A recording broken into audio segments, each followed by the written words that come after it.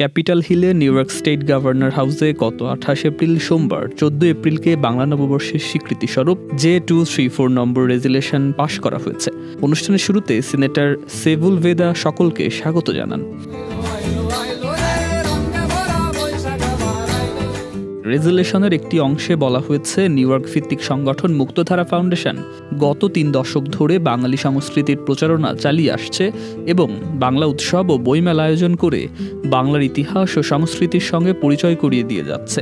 তাই এখন এই আইনসভা 14 এপ্রিলকে নিউ ইয়র্ক রাজ্যের জন্য বাংলা নববর্ষ হিসেবে ঘোষণা করল।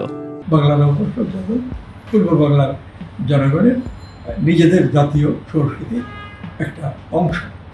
তো এটার স্বীকৃতি যেভাবে অর্জিত হয়েছে দেখতে পাচ্ছি, সেটা প্রশংসনীয়। যারা এই ব্যাপারে উদ্যোগ নিয়েছেন তারা প্রশংসা হওয়ার যোগ্য। বাংলাদেশ এবং পশ্চিমবঙ্গের পরেই নিউ ইয়র্কে সর্বাধিক বাঙালির বাস। কাজে এই সংখ্যাগরিষ্ঠ বাঙালির যে আবদার ছিল, যে অনুরোধ ছিল, সেটি রক্ষা করেছেন নিউ ইয়র্কের সরকার, গভর্নমেন্ট। যমুনা ইলেকট্রনিক্স ঈদে ডাবল খুশি অফার সিজন 3, যে কোনো পণ্য কিনলেই পাচ্ছেন নিশ্চিত ঈদ উপহার।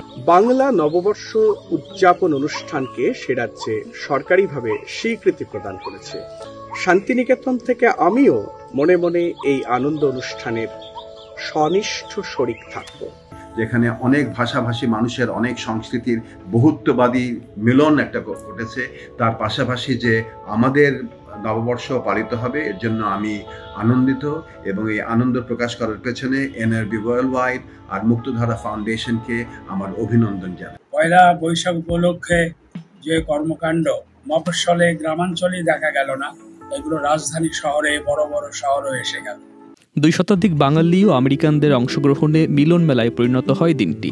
বিশ্ব সভায় বাংলাদেশ ও বাঙালির জয়গান নতুন মাত্রায় উদ্ভাসিত হয়ে উঠল বলে NRB ওয়ার্ল্ড ওয়াইডের এক প্রেস বিজ্ঞপ্তিতে উল্লেখ করা হয়েছে।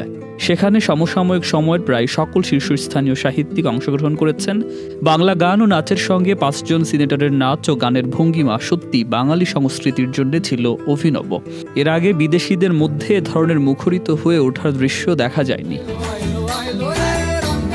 অনুষ্ঠানে বাঙালিদের পক্ষ থেকে বক্তব্য দেন NRB ওয়ার্ল্ড ওয়াইডের প্রতিষ্ঠাতা ও সভাপতি বিশ্বজিৎ সাহা, মুক্তধারা ফাউন্ডেশনের vice chairman doctor Nazrul Islam এবং টাইমস স্কোয়ারে সহস্র কণ্ঠে বাংলা বর্ষবরণ কমিটির আহ্বায়ক কণ্ঠশিল্পী রথীন্দ্রনাথ রায়।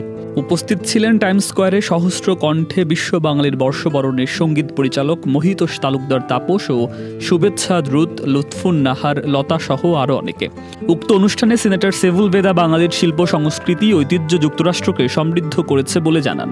সিনেটর ন্যাথালিয়া ফার্নান্দেস বাংলা ভাষা ও সংস্কৃতিকে সুন্দর বলে আখ্যায়িত করেন। বক্তব্য দেন জন লুক এবং সিনেটর লেরয় কমরি। এই প্রথম বাংলা নববর্ষ আন্তর্জাতিক বিশ্বে রাষ্ট্রীয়ভাবে উদযাপিত হল।